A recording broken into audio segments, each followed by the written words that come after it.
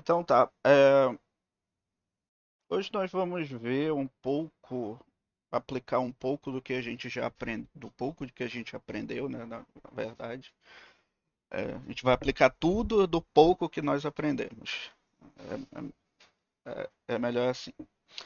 Ah, do contexto do ponto de vista, né, de desenvolvimento de projetos e tudo, seja de software, seja de um projeto de engenharia mesmo, que envolva estatística, nós temos esse fluxograma aqui que eu já mostrei para vocês, tá? Que ele envolve algumas etapas, né, na verdade, quatro etapas aqui desse desenvolvimento, onde cada etapa aí representa, um, pode ser exercida por uma determinada competência dentro do time, tá?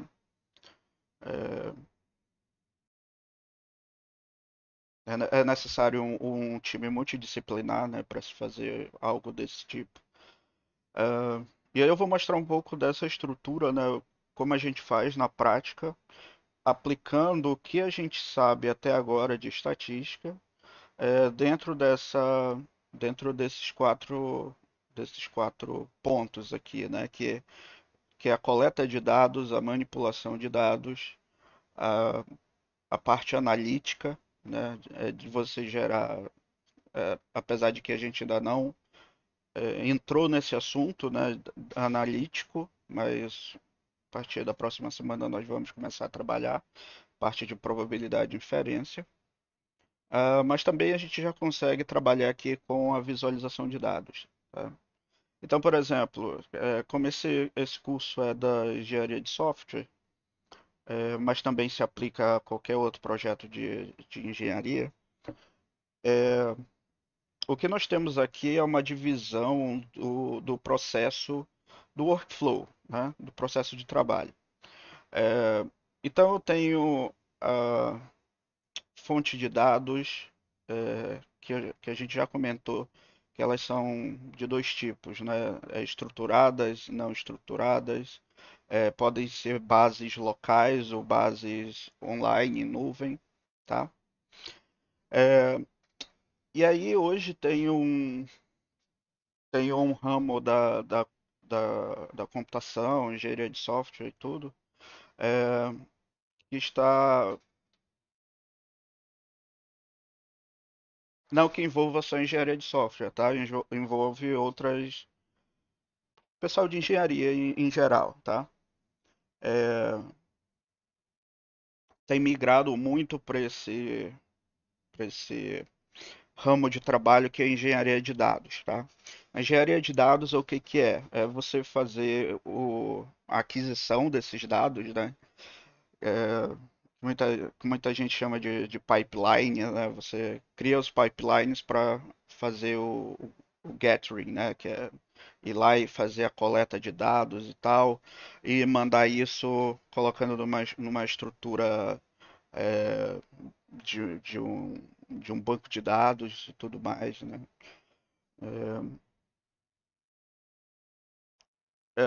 Então, essa é uma área muito crescente, tá? Em termos de empregabilidade, e também de valor de mercado, tá?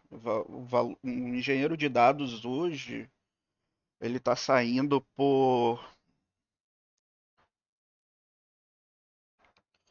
de 15 a 20 mil, né? Um sênior não, um pleno.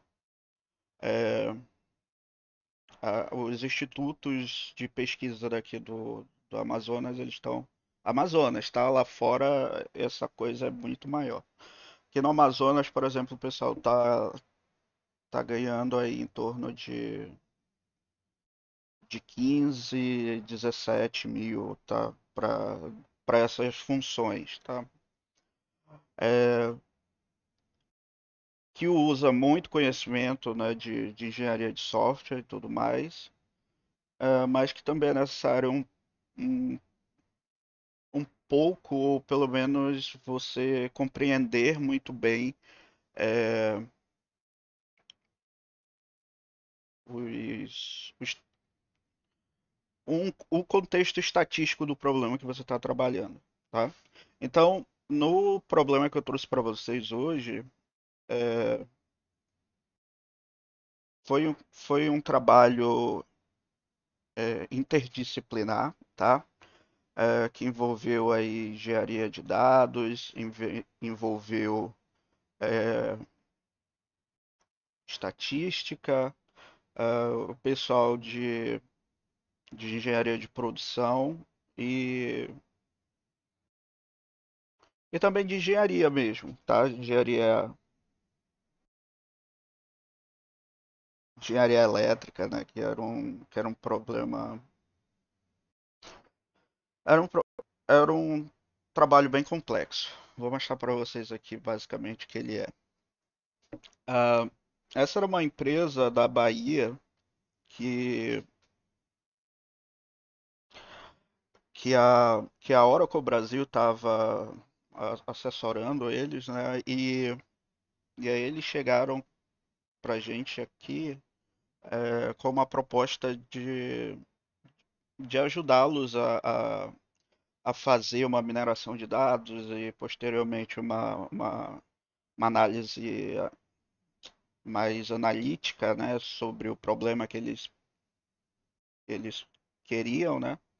E aí a gente fez essa, esse grupo, né, daqui de Manaus com lá de São Paulo para a gente atender essa demanda. É, que é basicamente o seguinte, eu tenho uma empresa, essa empresa ela faz licor de titânio. Licor de titânio que era usada para fazer é, é, licor de titânio é a matéria-prima para se fazer tintas automotivas, tintas de casa mesmo, né, de construção civil. É, e, a, e a qualidade desse licor de titânio impactava diretamente na qualidade do produto final, tá? Então essa empresa era, era especializada nisso. Então tá, o processo começava, né, como qualquer processo industrial, é, com a entrada de matéria-prima, tá? A matéria-prima entrava e passava por esse processo que envolvia várias caldeiras, tá? Então, além de caldeiras, também envolvia reatores, condensadores, e muita coisa que, né, é um maquinário bem grande, bem complexo, né? É, e aí envolvia esse trabalho aqui que ele já, esse workflow aqui, né, do processo produtivo deles, que envolvia controle de temperatura, controle de densidade, controle de umidade, muita coisa envolvida aqui, tá? E esse processo todo automatizado, tá? Então a equipe de engenharia dessa empresa basicamente monitorava as coisas, né? O processo produtivo só manual só era aqui na inserção da matéria-prima, né? E na saída. E o processo era todo automatizado, tá? E aí, como esse processo era todo automatizado, a, e assim, tudo era controlado por computador, tá? Então, por exemplo, o tempo de abertura de uma válvula para entrada de vapor de água era controlado por computador. A pressão dentro de uma caldeira, a temperatura dentro de uma caldeira, tudo era controlado por computador, tá? Então, tudo que entrava aqui, aquecimento, resfriamento, tudo era controlado por computador, tá? Era um software que fazia tudo isso. Ah, então, assim, o sistema inteiro, né, era altamente controlado e ele era programado para que ele, ele tivesse, é, ele tivesse um controle na saída do produto, tá? Então, o produto saía aqui com dentro das especificações e o processo produtivo ele era mantido dentro dos padrões de engenharia para que tudo ficasse, tudo saísse mais homogêneo possível, tá? Ou seja, o que a gente está trabalhando aqui é uma população homogênea, já que a gente vai observar as características do produto final, que é o licor de titânio. Ele passa por um processo, né, para gerar esse licor, ele passa por esse processo, né? Consequentemente, a população envolvida aqui nesse fenômeno, ela é teoricamente uma população homogênea, tá? Por conta de todo esse controle de software e tudo mais, e do processo produtivo para que você tivesse, né, o melhor resultado possível, tá? Só que o, o produto final ele ia para um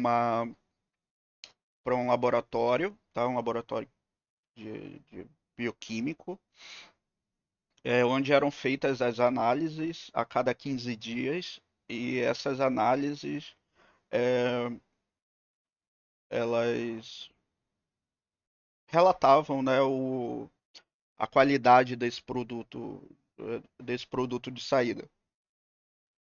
O problema que essa empresa tinha era que o produto, quer dizer, essa análise feita por um laboratório terceiro, né, que não era da empresa, era muito, era muito caro, né, se fazer isso. Então, o que eles queriam? Como o processo produtivo é homogêneo, então a saída deveria ser toda homogênea, né? Então o produto teria que sair sempre com as mesmas características, tá? Claro, tudo que está envolvido aqui gera um fator é, probabilístico, né? Por conta de tudo que está envolvido aí, tá? Nesse sistema. É, então eles acreditavam que existia a influência de um fator externo, tá? Que é a nossa segunda hipótese. A primeira hipótese é que esse processo é homogêneo e a segunda hipótese era que existia um fator externo que estava atrapalhando, né? Ou seja, que estava influenciando a qualidade final do produto. E esse fator externo era a qualidade da matéria-prima que era recebida, tá? Por uma outra parte da empresa. Então a gente tem duas hipóteses nesse trabalho: a homogeneidade do processo produtivo e a qualidade do produto final, tá? Então os dados, que é essa coisa aqui, é, ele, ele tem aqui as especificações. Aqui tem o nome dos componentes, né? Eu tenho o enchedor de licor. Aqui é a descarga da batedeira, né? É uma batedeira lá. Ahn, e aí tem um monte de coisa que eu não lembro bem, né, o que eram, mas eram aqueles equipamentos, né? Tinha entrada de aditivos, tinha um condensador. Eu lembro muito bem que existia esse agitador, que era o equipamento final, que era que ele ia, né, o objetivo dele era agitar ali o líquido para que ele tornasse mais homogêneo os,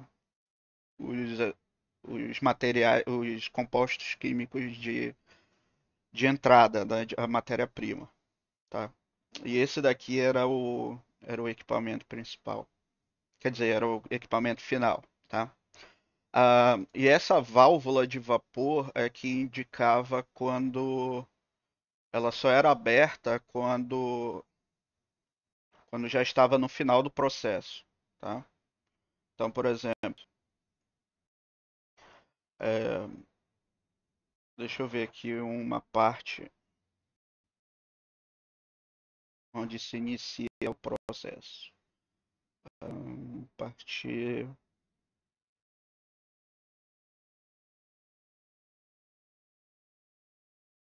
partir daqui. Tá até aqui marcado com um X, né? Então, abre-se aqui as válvulas de aditivo. Aditivo não. Abre o enchedor de licor, tá? Tá aberto. Aí ele enche e depois fecha. Aí abre também esse. Eu não sei que equipamento era esse. E o enchedor de aditivo 1, tá? E o agitador também estava ligado.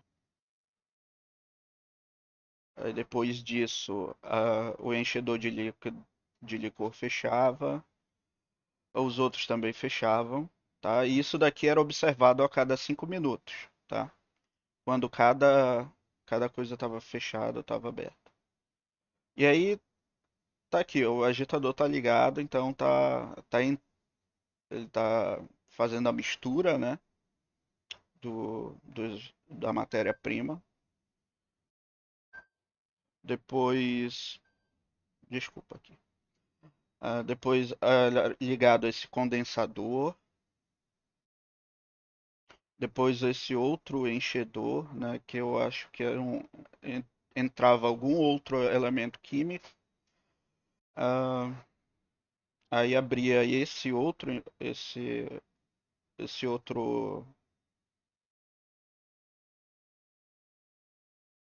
é, aditivo aqui, né? E depois ele desligava. Percebam que em todo esse tempo a válvula de vapor ela só estava aberta no início, tá? Ela estava aberta aqui para entrar vapor, aí depois ela fechou, tá? E o agitador aqui, que era o principal, ele ia até aqui. Então aqui era o final do processo produtivo, tá? Que eles chamavam é, isso daqui de batelada, tá? O ciclo produtivo era chamado de batelada.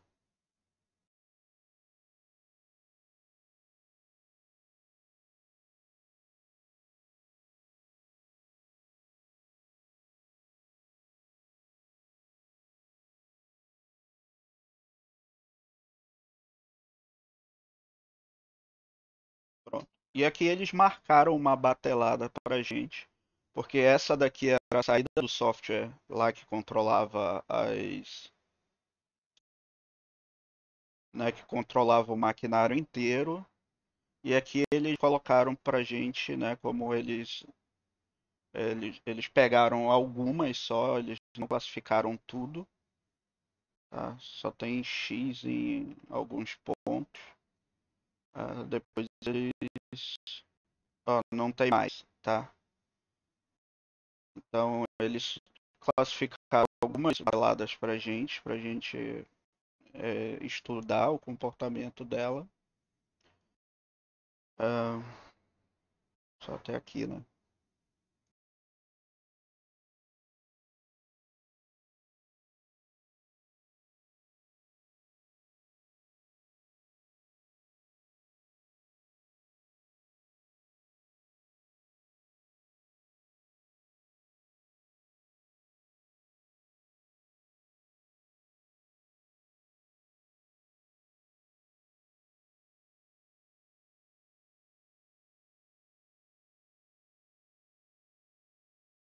Pronto, agora travou tudo. Então isso daqui pra gente era a tal da batelada, ou seja, um ciclo completo do processo produtivo, tá? Ah, e aí, esse daqui era o processo produtivo, e aqui estava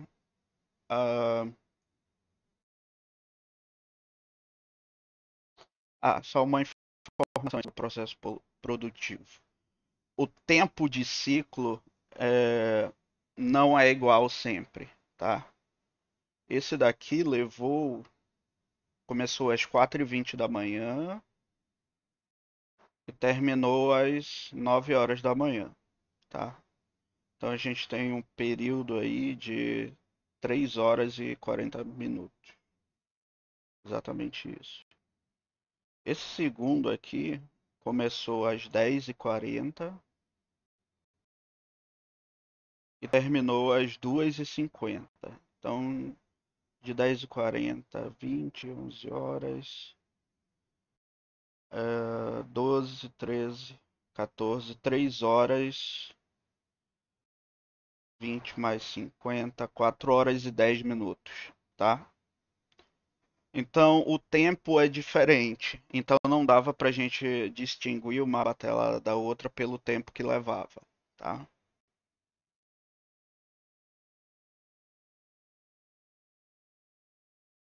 Porque, assim, tudo dependia de como estava o processo produtivo, né? Porque você tinha que era temperatura, você tinha volume, você tinha pressão em cada uma daqueles componentes, tá? Isso daqui é a porcentagem de enchimento de um daqueles tanques lá, né? De um daqueles reatores, que eu não lembro direito qual era o nome dele, mas tá.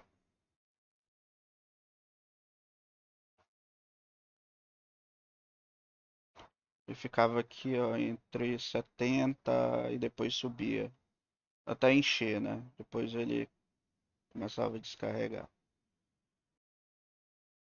É a porcentagem de enchimento de um determinado equipamento, tá? Bom, isso são coisas referentes à nossa hipótese um. A nossa hipótese 2 é isso daqui, ó. Matéria-prima que entrava no reator. É, então você tinha alguns compostos químicos aqui, por exemplo, a densidade do licor, do licor filtrado, ah, que entrava com esse valor, tá? Ah, aqui também é uma informação referente aos ácidos que eram usados aqui, ao ácido que era usado. Aqui é a quantidade de ferro, aqui é a quantidade de dióxido de titânio e aqui um outro elemento químico, um outro composto químico que era chamado de titanoso de Lick, tá? Então percebam que dentro da batelada, né, dentro do ciclo produtivo, isso daqui está se repetindo, tá? Esses valores estão se repetindo porque é o valor referente àquela matéria-prima, tá? Então a matéria-prima entra no processo produtivo e as propriedades dela não se alteram, tá? O que altera no final do processo é isso daqui. Esse era o produto final, que era o licor hidrolisado. Então, era observado nessa parte que era feita a análise química, né, pelo laboratório, você tinha algumas propriedades que eram observadas. A densidade desse licor, a eficiência dele, tá? Ah, alguma coisa aqui relacionado à quantidade eu acho que é a solução de dióxido de titânio e o, quer dizer, eu acho que isso daqui é um dióxido, é um elemento químico baseado em dióxido de titânio, quer dizer, alguma propriedade relacionada ao dióxido de titânio. Aqui era a quantidade total de dióxido de titânio. Deve ser em relação ao volume, né? Alguma coisa assim.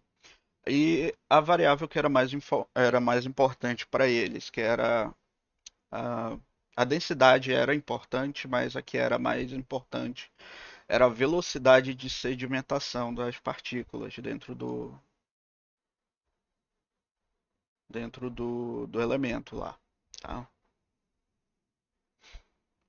Ah, então vocês vejam que esses valores aqui também estão se repetindo dentro da batelada, porque era o valor do produto final, tá? Então, é, esse valor é fixo aqui, tá? É, eles nos informaram que, a princípio, o que você precisava de verdade analisar em relação ao produto final era a velocidade de sedimentação, tá? A velocidade de sedimentação ela não poderia ser menor do que 6 nem maior do que 8, tá? Porque isso implicava em problemas na qualidade do produto final lá, na tinta, né? E eles eram fornecedores de várias marcas bem famosas, assim, bem grandes, que atuam no país inteiro. Bom, então é, o que a gente quer verificar aqui? Primeiro, primeiro era o que realmente eles acreditavam que estava acontecendo. A qualidade da matéria-prima inicial influenciava na final, no resultado final, sim ou não, tá? Então a gente tem que ver a relação dessas variáveis aqui, tá? Com a velocidade de sedimentação. Uh, e uma outra coisa foi que a gente fez foi investigar a primeira hipótese, né? A primeira hipótese não foi levantada pela equipe, foi levantada por nós, porque o processo produtivo realmente é tão homogêneo assim ao ponto de não alterar em nada a, a qualidade do produto final. Então, essa era uma pergunta que ficou em aberta no pra gente, né?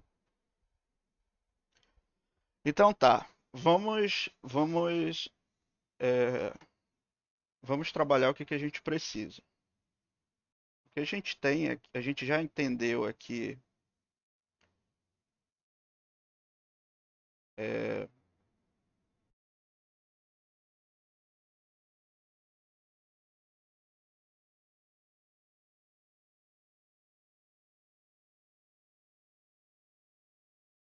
a gente já entendeu que é o problema.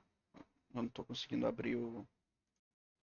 A gente já entendeu o que é o problema. Agora a gente vai para a parte de mineração de dados mesmo, né?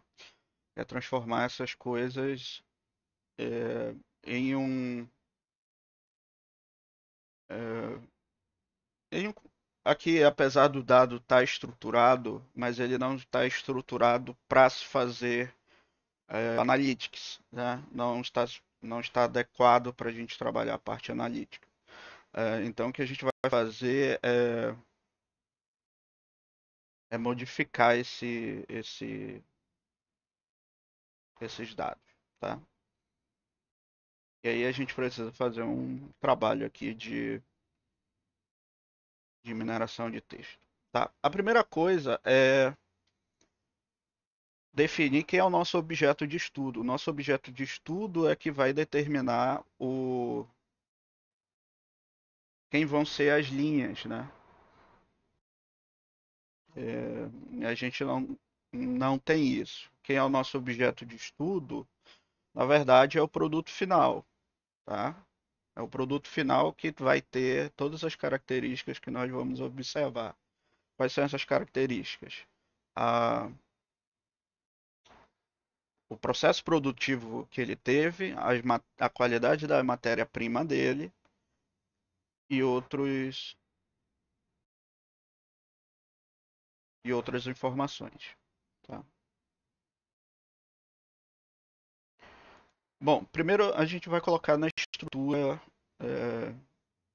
é, deixar essa mesma estrutura aqui e vamos para só limpar algumas coisas, tá? É, na chamada aí da parte de data cleaning, né? Que é você remover informações que não são úteis, tá? Então vou começar tirando essas primeiras colunas que não tem nada. Apesar dessa coluna C ter uma identificação do que é um ciclo produtivo, é,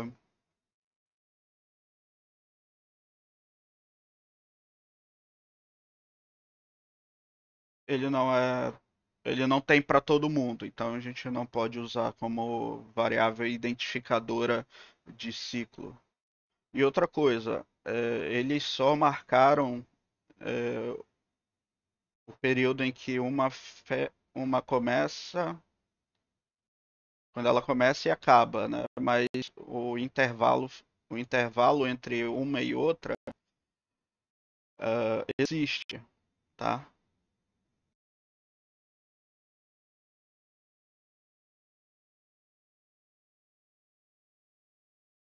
Então o que que a gente vai fazer? Outra coisa, eles marcaram a partir daqui o que era um ciclo, tá? Essas primeiras informações tá misturado. Se a gente olhar aqui, vamos ver, a, a matéria-prima é a mesma coisa, tá?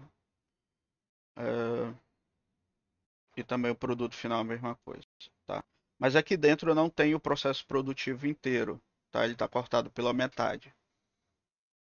É, então o que eu vou fazer é excluir essas primeiras linhas e deixar só as que eu sei de onde está iniciando o processo produtivo, que é aqui.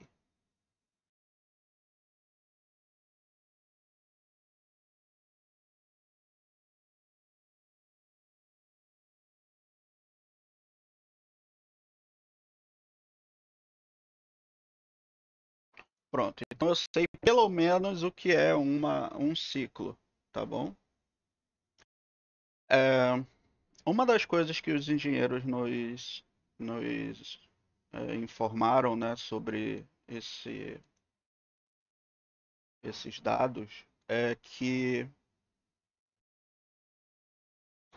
o que determinava um ciclo ou outro podia ser observado pelo agitador, tá ligado, tá? O tempo que o agitador está ligado. Só que quando o agitador parava, ele, ele precisava resfriar, tá? Antes de tirar a matéria-prima de lá. Então era resfriado e quando era resfriado saía o produto final, tá? Então quando ele desligava, começava a.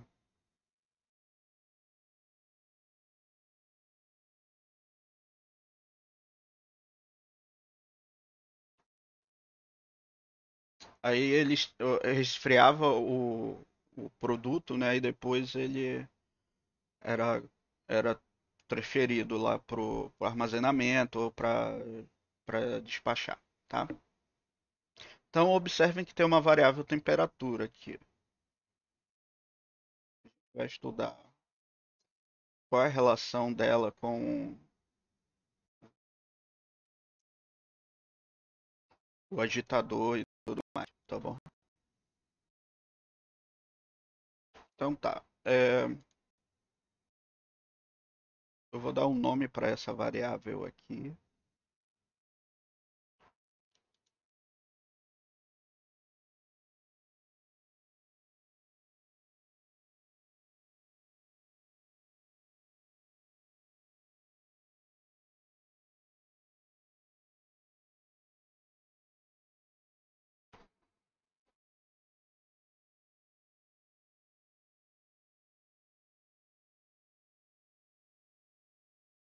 Primeiro deixa eu remover as outras abas, tá? Que esse arquivo ele é grande. Aí a coisa tá lenta por conta disso. E também que o meu computador não ajuda, né? Excluir.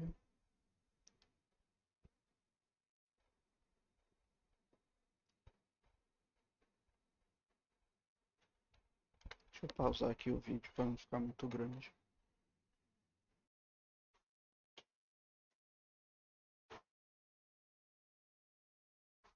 Tá, o que eu fiz aqui foi modificar aquelas codificações e colocando o nome aqui, né, do- das variáveis. Chamei isso daqui de time, porque é, não tinha nome nenhum.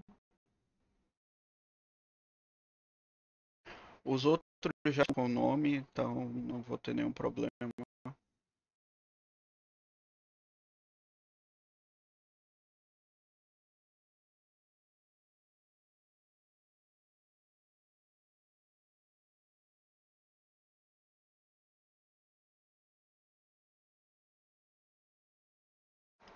Então vamos deixar assim por enquanto o,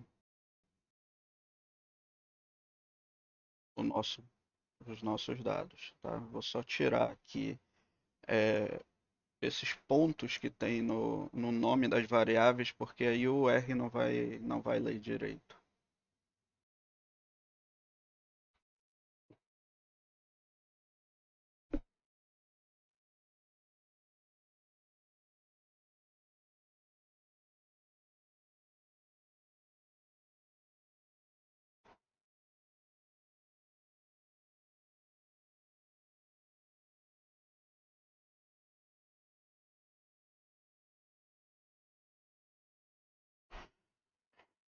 Localizar ponto, substituir por nada. Substituir tudo. Pronto. E eu vou tirar o espaço. Primeiro eu vou ver se tem espaçamento duplo, vou tirar.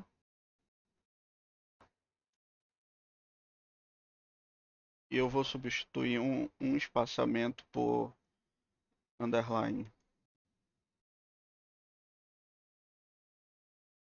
Pronto. Ah, vou tirar esses símbolos de porcento também.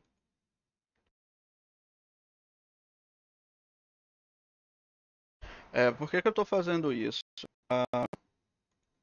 O R é uma linguagem de programação muito parecida com o Python, tá? É, e ele usa alguns desses elementos como porcentagem, né, como sendo um operador, né, um operador da linguagem. Ah, daí eu tiro para evitar problemas. Primeiro, problemas relacionados a operadores. Na verdade, é mais por como são caracteres especiais. Então, dependendo da codificação que o computador esteja configurado, ele pode não ler, tá? E aí, quando você está trabalhando com sistemas, se você usar o R, por exemplo, o servidor do R ele só roda em Linux, tá? E aí o R do Linux não reconhece esses caracteres especiais. E aí dá um monte de problema. E as principais nuvens que tem servidor do R, né, como DigitalOcean, é, o, o RServer, que é do próprio RStudio. Eu acho que a nuvem da AWS e da Oracle também, elas rodam em Linux, tá? Da Oracle eu tenho certeza. A AWS eu não tenho certeza, tá? Mas roda em Linux.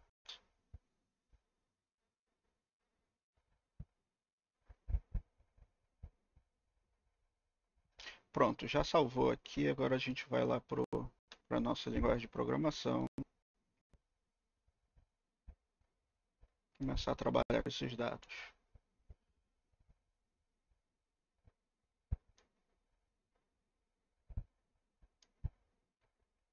O ideal, nesse ponto aqui, para desenvolvimento de software, o ideal é que aquele arquivo de dados seja colocado em um banco de dados, tá? Como eu não tenho nenhum banco de dados instalado aqui, eu vou deixar ele em um arquivo mesmo. Ah,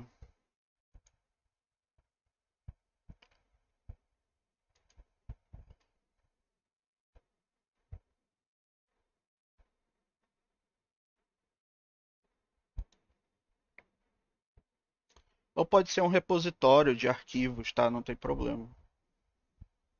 Era para eu ter salvo em CSV que ficava menor. Deixa eu voltar aqui.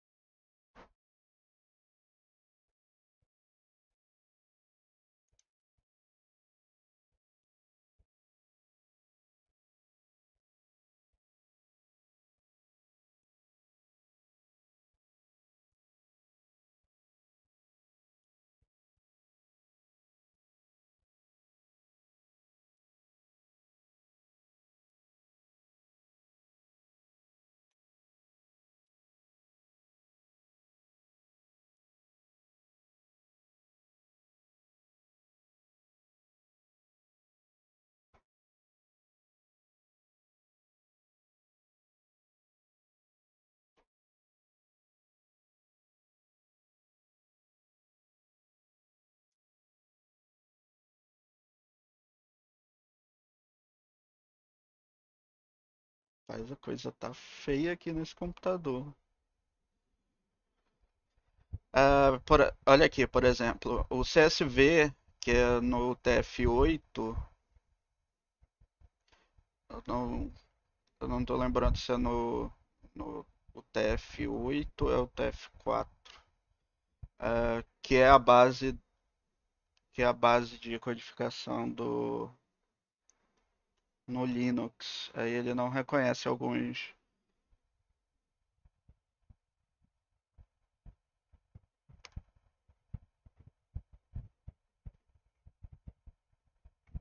Agora tem esse CSV, o TF8. Vou colocar esse CSV aqui. Salvar.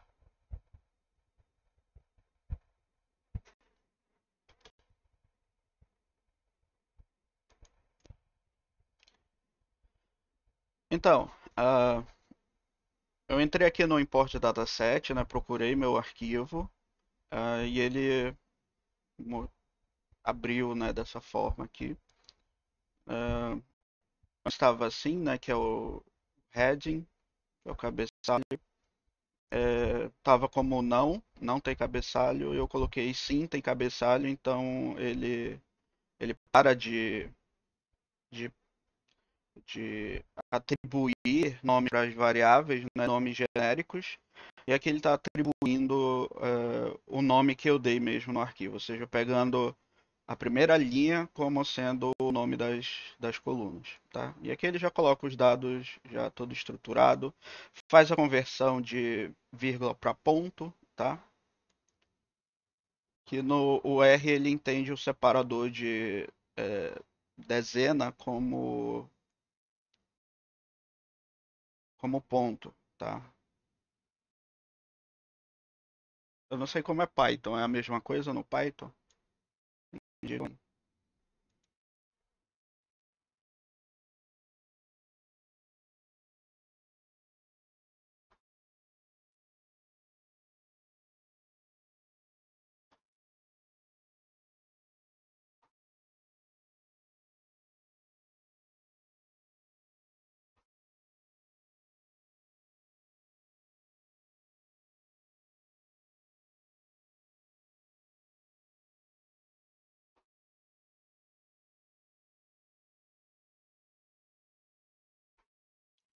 que pelo menos ele já leu.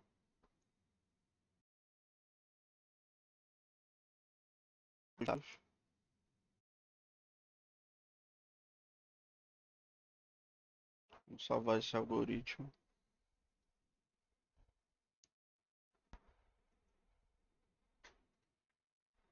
Bom, então o que que a gente tem que fazer agora? Testar a hipótese do pessoal que se as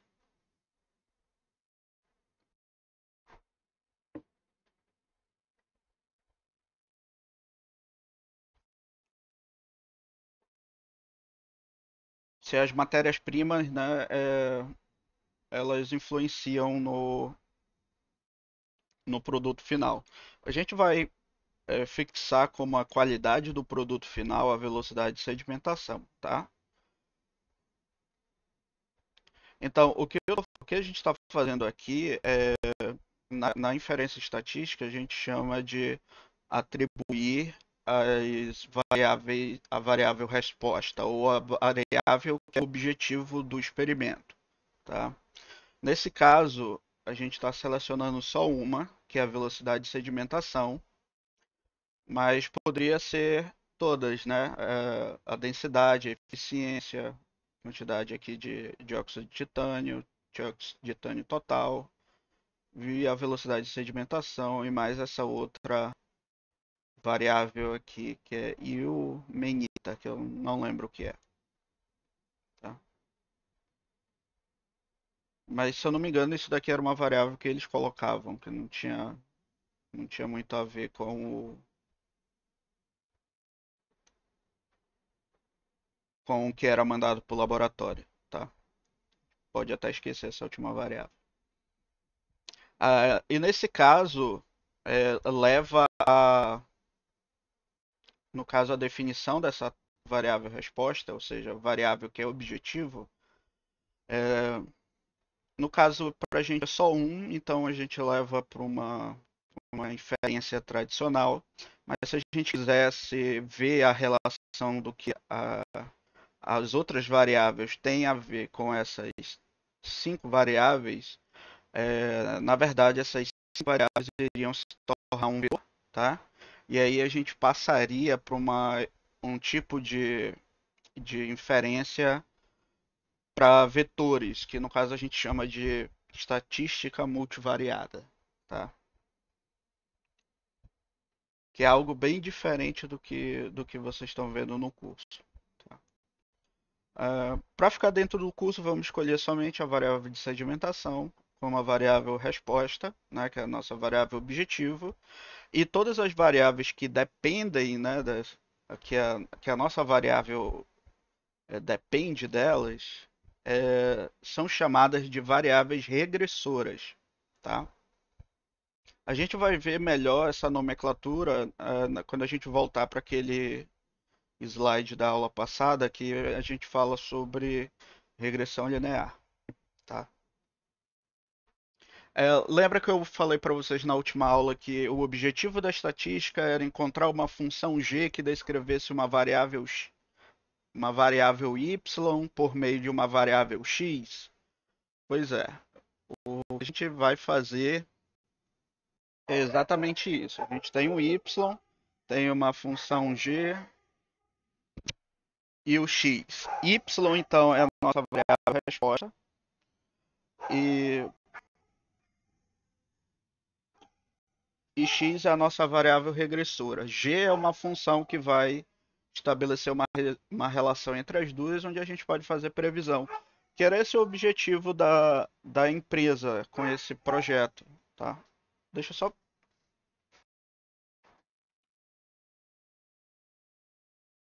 Então, nosso objetivo é esse aí. Né? Eu tenho uma variável que eu quero, é minha variável principal, então é minha variável resposta. Ah, meu Deus.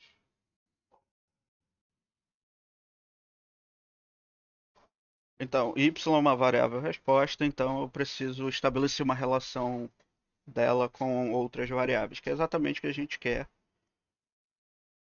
nesse problema. É saber se a qualidade da matéria-prima, que é x, está influenciando ou não em y, ou seja, a gente quer saber qual é essa relação, qual é essa função g que estabelece uma relação entre essas duas variáveis. Esse é o nosso objetivo, e esse é o objetivo da inferência estatística. Uma vez que g é encontrada, o que eu posso fazer?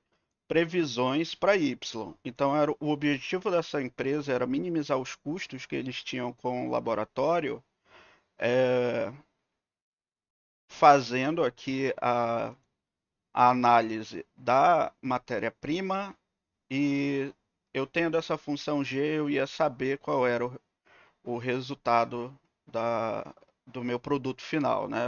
Da qualidade do meu produto final. Como eles tinham o processo produtivo todo sob controle, né, que é a nossa hipótese 1, é, então, então eles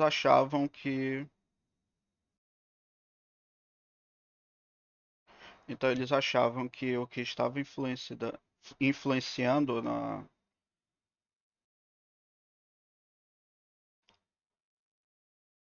na qualidade do produto final era a qualidade da matéria-prima.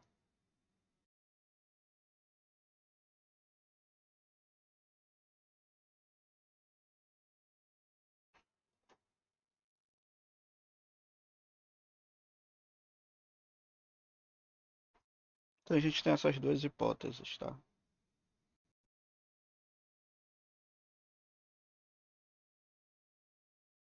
Bom, o primeiro de tudo aqui,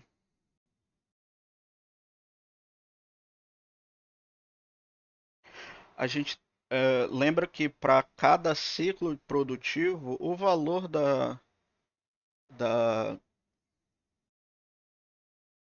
da matéria-prima e do resultado final é sempre o mesmo, tá?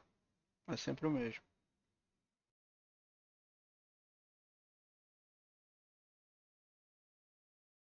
Então, o que a gente teria que fazer era minimizar esse conjunto de dados, pegando aqui as características, né? Somente uma linha, né? Essa linha representa um ciclo, então a gente guardava isso. Mas a gente não sabe quando inicia, quando termina um ciclo, né? Eles até informaram alguns para a gente quando inicia, quando não, mas aqui a gente tem 221 linhas, mais de 221 linhas. Então fazer isso na mão lá no Excel é algo quase impossível. Tá? Então vamos fazer o seguinte: a, a dispersão dessas variáveis, elas são fixas pro dentro daquele ciclo de produção, tá? Então, é, sem fazer essa distinção, onde termina um ciclo, onde termina o outro, vamos pegar tudo do jeito que está aqui, tá? Do jeito que está aqui. Porque se houver uma relação, né, a relação ela está na, na estrutura entre os valores dessas duas variáveis. O que é só o que a gente vai ter aqui de problema é redundância, né? Vai ter muita informação que quer dizer a mesma coisa, tá? Então, não vai ter nenhum problema para a gente, tá? Em termos de observar o, o comportamento, né, da variável, não vai trazer nenhum benefício, nenhum malefício essa coisa aqui de repetições de dados, tá? Então vamos fazer o seguinte, vamos primeiro olhar o comportamento da variável resposta.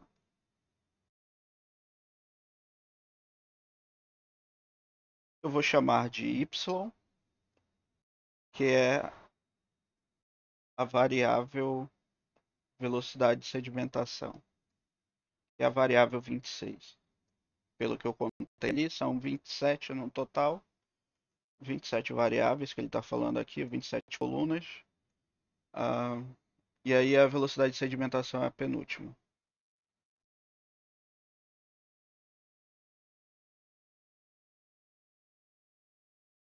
Então pronto, eu já tenho aqui y, tá? Qual é a primeira coisa que a gente vai fazer? Vamos olhar as medidas básicas de estatística, né?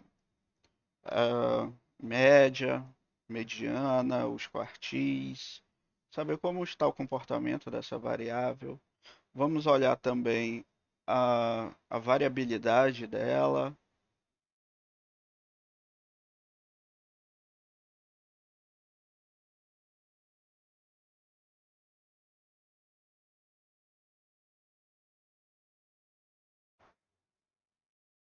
e o grau de.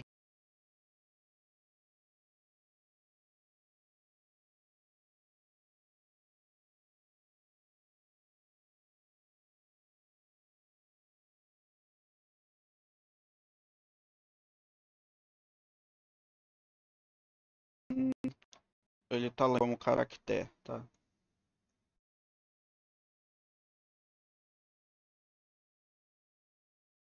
Ó, esse é o problema.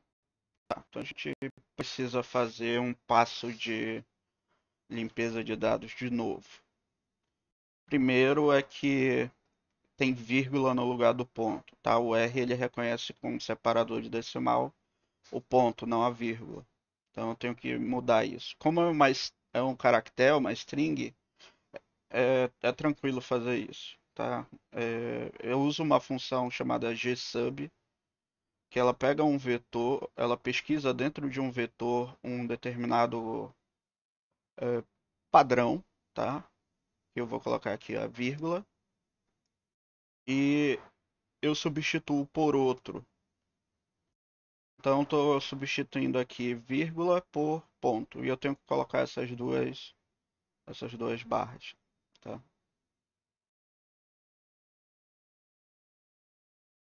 E é claro o vetor onde eu quero fazer essa substituição.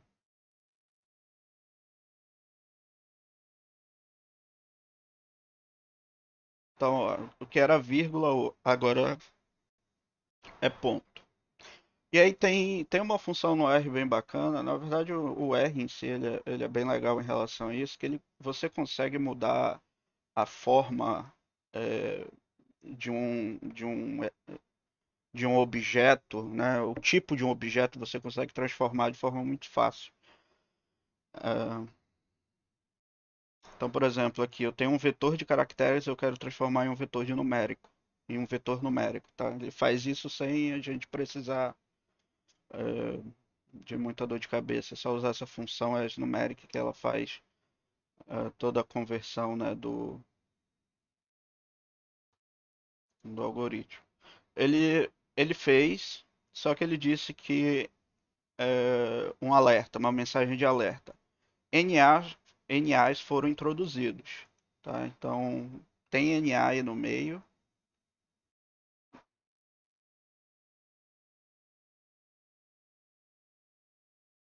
O que não é bom para a gente, tá? Então a gente vai remover esses NAs.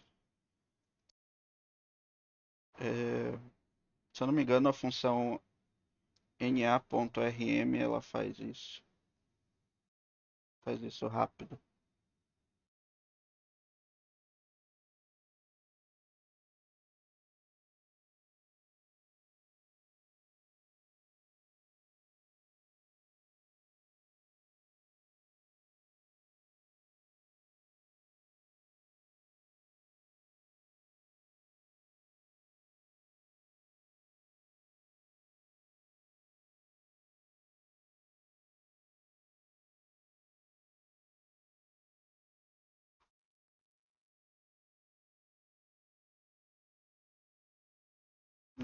Não tem essa função.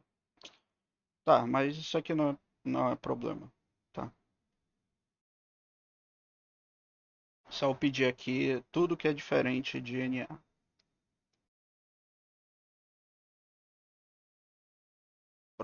Agora eu não tenho mais NA em lugar nenhum. E agora sim a gente pode fazer nossas medidas. Média mediana, variância de coeficiente de variação. Vamos lá. Lembrando que a velocidade de sedimentação tem que estar entre 6. Velocidade de sedimentação tem que estar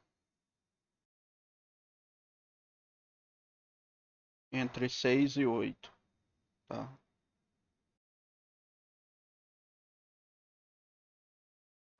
Então a gente já olha aqui, ó. A mediana é 6, tá? Se a mediana é 6, a gente já sabe que metade está fora das especificações. Bom, então 50% do produto final está vindo fora das especificações, tá? Isso é ruim, isso é muito ruim. Você está perdendo 50% da sua produção, isso é muito ruim. Outro, o terceiro quartil é 7, tá? Tem que ir até 8. Então eu sei que pelo menos 25% e mais um pouquinho estão dentro do intervalo é, de aceitável, né, de limite de engenharia. A gente pode conferir isso melhor contando aqui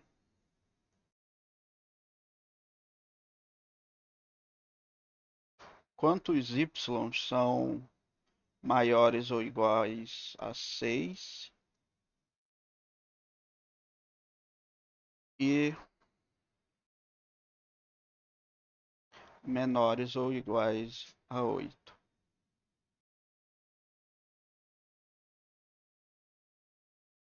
Dividido pelo comprimento de y. Então, 62% está no limite aceitável de engenharia. Então, eu tô perdendo aí 37,9%, quase 38% da minha produção. Isso é muito ruim, tá? Para um processo produtivo, isso é muito ruim.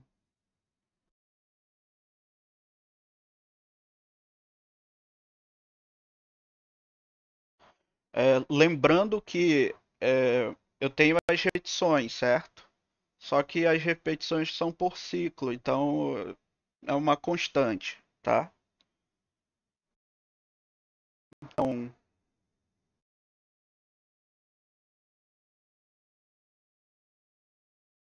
o que a gente está analisando aqui é o seguinte: se eu tenho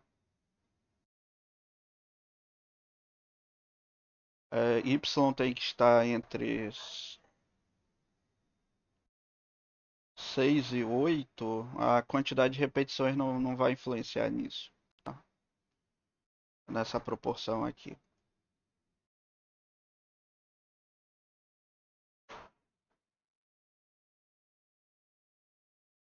Mas ok, essa não é uma realidade, não é uma estimação tão correta assim, tá? Mas nos dá uma ideia do que está acontecendo. Então a gente vai tá vendo aí que pelo menos 37% da nossa produção tá tendo problemas. Ah, o coeficiente de variação tá pequeno, tá em 15, tá? E isso é muito bom, porque a primeira hipótese nossa, qual é?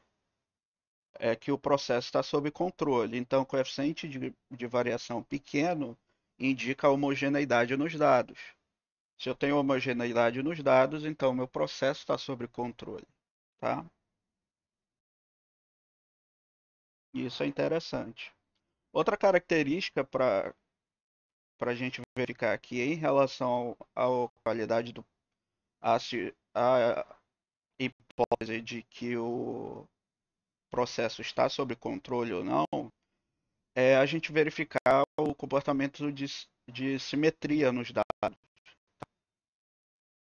Então a gente olha aqui, a simetria está, quer dizer, o primeiro quartil está em 5,6. A distância para a mediana é 0,04, né? Pequena. E a, e a distância do terceiro quartil para a mediana é 1, tá? Então tem uma diferença nessas distâncias, o que a gente pode, né, levar a gente a seguinte hipótese de que esses dados têm uma tendência a ter uma assimetria à direita, tá bom? Isso a gente pode ver também pela distância entre o mínimo e a mediana, que é apenas 2, e do máximo para a mediana, que é 10,8, tá? Que a distância, na verdade, é 4,8, tá? Então, é bem provável que eu tenha um comportamento simétrico ou esse 10,8 é um outlier, tá? Pode estar acontecendo uma dessas coisas. Mas, pelo coeficiente de variação estar pequeno, se existir outlier é 1, são poucos. É, e se existir uma assimetria à direita, não é tão expressiva assim, tá? Pode ter assimetria, mas não é tão expressivo, tá bom? Então essa é a análise que a gente tira em relação à análise aqui do coeficiente de variação. A variância aqui está 0,9, tá? Se a gente colocar aqui em termos de na mesma unidade de medida, o desvio padrão está 0,97, tá? A velocidade de sedimentação, a variação média quadrática desse a velocidade de sedimentação é 0,9. Então, não é tão grande como a gente já levou em consideração aqui. A gente já tem essa informação pelo coeficiente de variação, tá? Então, não está muito grande, não.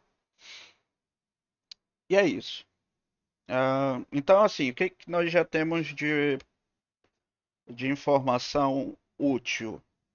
Ah, a baixa variabilidade indica um ponto positivo para a hipótese de que o processo está sob controle, tá? Mas, mas existe algum problema aí porque muitas observações estão fora dos limites de engenharia estabelecidos, tá? Então isso aí não é legal. Tem pelo menos aí quase 40%, quase 38% na verdade, de, de produtos que seriam rejeitados, tá? Na indústria, pessoal, os limites aceitáveis de,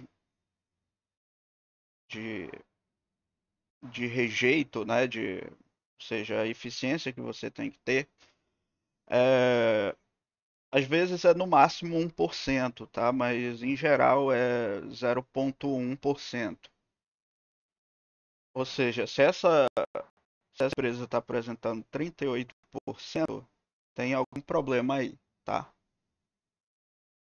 Tem algum problema grave aí.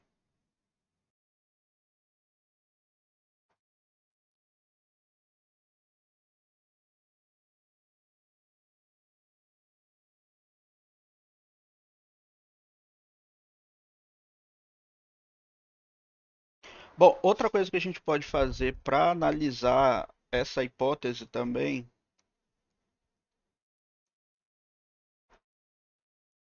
de homogeneidade, né, do processo produtivo, é ver um histograma desses dados. Se ele tiver aquele comportamento igual da distribuição normal, é, ele é homogêneo, tá? Lembro que da última aula a gente até conversou sobre isso. Usa a distribuição normal para verificar se o processo está sob controle, impõe aqueles limites de engenharia, quer dizer, os limites do 3 sigma. O que tiver fora de 3 sigmas é pontos, né, que estão fora da realidade. Então, o que a gente vai fazer com o histograma é compará-lo com o comportamento daquele que a gente viu lá nos slides da distribuição normal, né? Bom, a primeira característica da distribuição normal é a simetria, tá? Simetria e a não presença de outliers. Aqui a gente já observa o que nós percebemos olhando os quartis, né? Que existia uma simetria à direita e de fato existe, tá? Existe uma simetria à direita. É, e não tem outliers, tá? Tem pontos extremos aqui com uma frequência razoável, tá bom?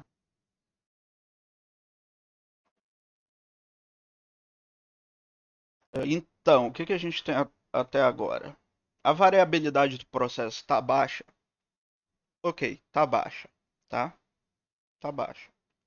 Mas o comportamento dos dados não é o comportamento de um processo que deveria estar sob controle, tá? O processo que deveria estar sob controle, ele teria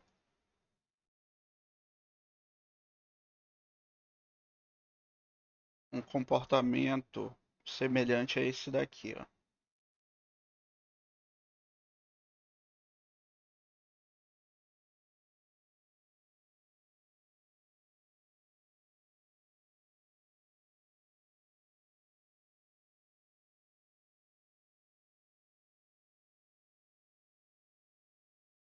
Vou usar essa variância dele, que é o desvio padrão, na verdade, que é 0,97.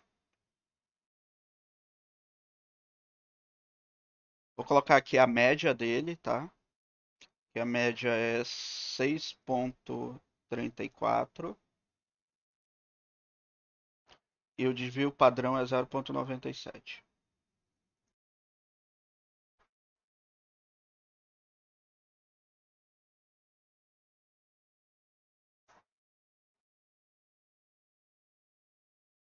Ah, desculpa, gente. Tem que só adicionar.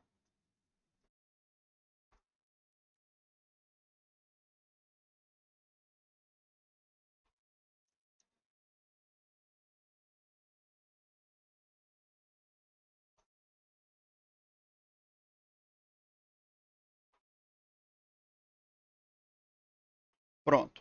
Se o processo. Deixa eu colocar mais largo isso.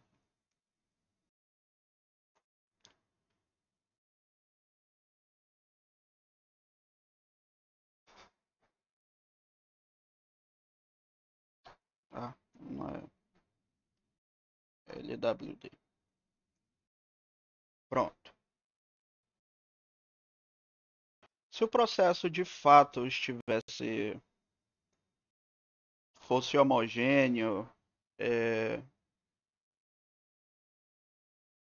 e estivesse sob controle, esse histograma teria que ter esse comportamento aqui, ó, de uma função normal, tá? Usando as médias que a gente observou aqui dos dados, tá? E a variância também.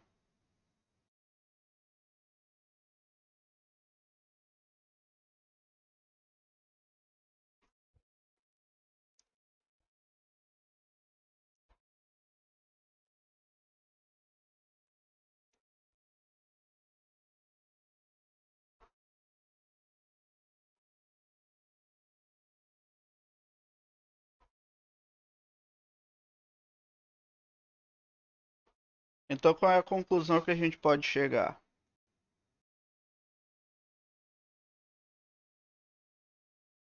Qual é a conclusão que vocês tirariam disso daí? Então, para concluir aqui o raciocínio, as evidências até agora estão apontando para que é, eu tenha a, a hipótese de que o processo está sob controle é, não é verdadeira. Tá? O que a gente tem até agora de informação está levando a essa conclusão. É, então, o que eu quero que vocês tirem de lição daqui é, mesmo com ferramentas simples que vocês estão aprendendo aqui no curso, que por mais, professor, isso é muito fácil, né? Fazer um gráfico de barra, calcular uma média, que é somar e dividir, calcular uma variância, que também é somar, dividir e no máximo uma potência ao quadrado.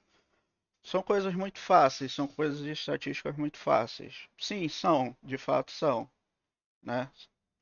Mas isso já te dá ferramentas o suficiente para você começar a enxergar é, outras coisas que estão além de você saber só a parte matemática. Ah, eu sei somar e subtrair, multiplicar e potência.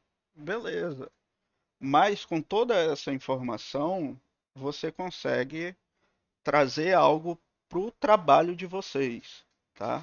Então, por exemplo, o engenheiro dessa coisa aqui, se fosse um engenheiro de software que estivesse fazendo as análises dos dados, né, e criando os dashboards para se observar o, o processo, ele já ia ter a informação, olha, tem algum problema, já ia conversar com o pessoal da engenharia, né, iam, olha, eu acabei observando esse problema aqui, vamos investigar se é isso mesmo, tá?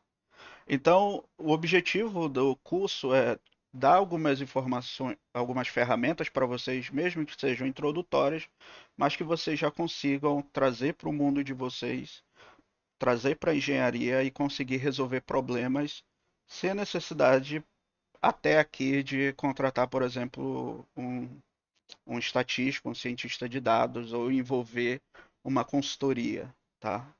Uma consultoria de uma empresa terceirizada.